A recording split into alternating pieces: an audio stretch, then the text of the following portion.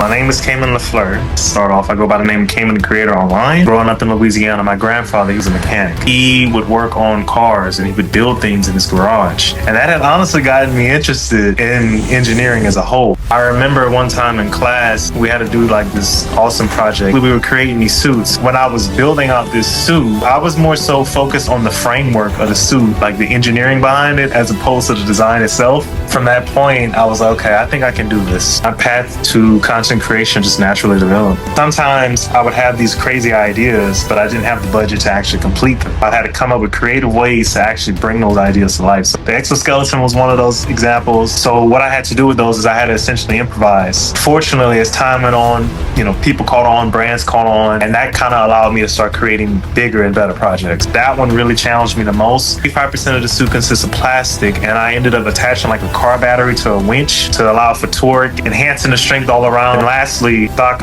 arms. And what they do is they allow me to manipulate items, grab items and stuff like that without me having to use my hands. You have to think about chemicals, you have to think about exposure, environmental risk, all those things. I've had a lot of fails. There was one point where the fire on the Bowser mask actually kind of trickled back a little bit. I had to immediately take my helmet off. Fortunately, my face is still intact. Moving forward in the future, I really want to help society as much as I possibly can. A lot of the technology, especially with, new companies and people starting exoskeleton endeavors, I feels like I can possibly contribute to the society with that. I think I would just encourage everybody to just really stay true to who they actually are. When you can really remain true to who you actually are, you can tap into your creativity. When you can tap into your creativity, you can do anything. I really want to see a world where humans have superpower abilities. And I know it sounds crazy, but I think that it could actually happen.